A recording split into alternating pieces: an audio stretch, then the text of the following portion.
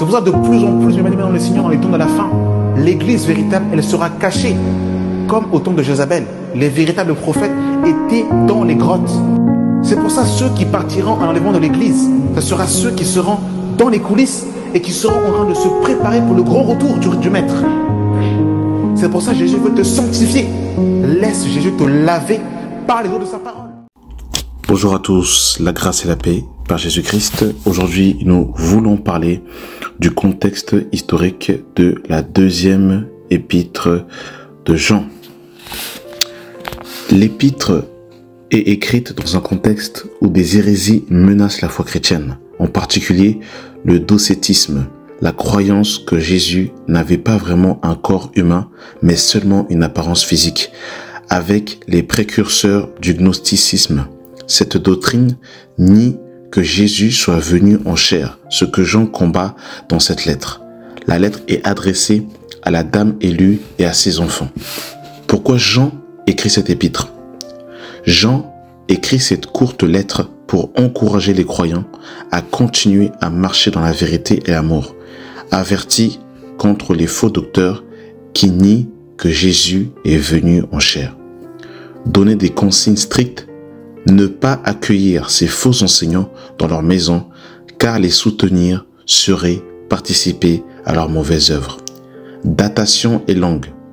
Datation probablement entre 85 et 95 après Jésus-Christ, soit vers la fin de la vie de Jean, probablement depuis Éphèse, où il aurait vécu et exercé son ministère. Langue originelle grec ancien. Mise en garde et encouragement de Jean.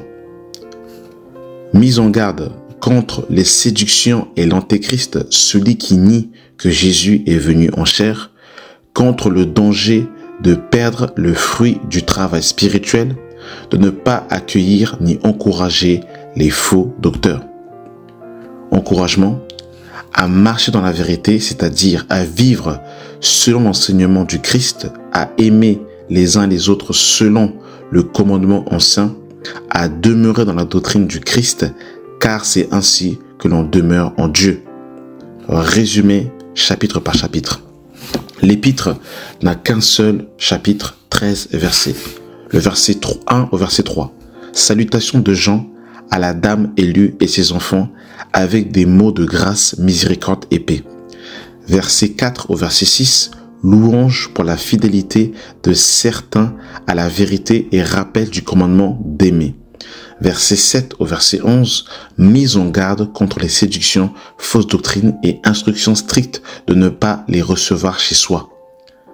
Verset 12 au verset 13, conclusion. Jean préfère leur parler de vive voix, salutation des enfants de la sœur élue. En résumé, 2 Jean est une brève lettre pastorale écrite pour protéger une église ou une chrétienne fidèle contre les fausses doctrines qui menaçaient la foi chrétienne du 1er siècle. Jean y rappelle l'importance de l'amour, mais aussi la nécessité de rester ferme, ancré dans la vérité à propos de Jean. Il met en garde contre les hérésies itinérants qui enseignent une fausse christologie, qui exhorte les croyants à ne pas les accueillir pour ne pas prendre part à leurs erreurs. Voilà, mes amis dans le Seigneur, le contexte de cette deuxième épître de Jean. Et effectivement, on voit que véritablement, les apôtres avaient véritablement cette mission de garder la saine doctrine, la parole pure du Seigneur telle qu'elle a été enseignée par le Seigneur lui-même. Et ils se sont battus à leur temps pour que des mauvais enseignements n'infiltrent pas l'Église. Et à l'occurrence, donc il y avait cette doctrine qui prêchait effectivement que Jésus avait une apparence humaine, mais qu'il n'était pas véritablement venu dans un corps de chair. Donc cette doctrine voulait tout simplement dire sournoisement eh bien qu'on ne peut pas marcher comme Christ a marché parce que effectivement Christ n'était pas un homme. Donc du coup, eh bien ça annihilait la moralité, la sanctification, l'aspect justement de marcher comme Christ a marché, l'aspect d'aimer son prochain. Donc ça donnait l'apparence à une spiritualité tout en n'ayant pas la force de la piété, l'apparence de la piété, mais en régnant ce qui en fait la force tout simplement. Et c'est ce que justement Jean va combattre.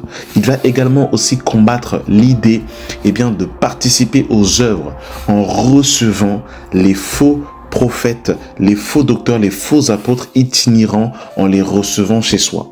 Donc vous avez vu, mesdames et messieurs, Seigneur, aujourd'hui, il y a dans le monde chrétien une mauvaise conception de l'amour. L'apôtre Jean, qui est un apôtre qui a beaucoup parlé de l'amour, que ce soit dans son évangile ou que ce soit dans ses épîtres, qui a vraiment beaucoup parlé de l'amour, c'est ce même apôtre qui va dire expressément de ne pas recevoir chez soi des personnes qui enseignent un faux évangile, un faux message, mes bien-aimés dans le Seigneur. Donc on comprend par là, mes bien-aimés dans le Seigneur, que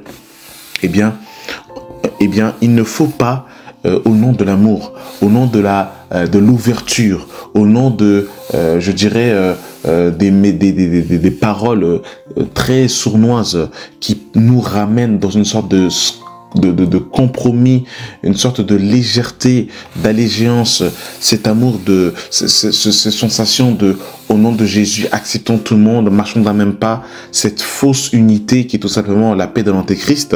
Mais bien aimé dans le Seigneur, on voit effectivement ici, le problème et le danger que l'apôtre Jean a voulu mettre en garde, mes bien aimés dans le Seigneur. Donc on voit que la notion que Jésus-Christ est venu en chair a déjà été combattue, cette pensée au temps des apôtres, et elle est également aujourd'hui où on ne veut pas accepter que Christ est Dieu devenu homme.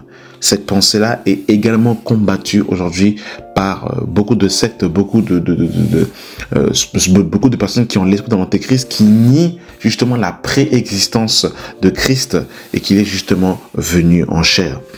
Donc vous avez vu, mes bien-aimés dans le Seigneur, que le Seigneur nous garde, mes bien-aimés, dans ces combats, que le Seigneur nous garde dans cette lutte qui fait rage dans ce temps de la fin par rapport justement à ces faux prophètes qui enseignent des fausses doctrines, qui vont de maison en maison et qui égarent les enfants du Seigneur. Amen. Merci d'avoir pris le temps d'écouter cet audio et que le Père Céleste nous garde dans la vérité. Amen.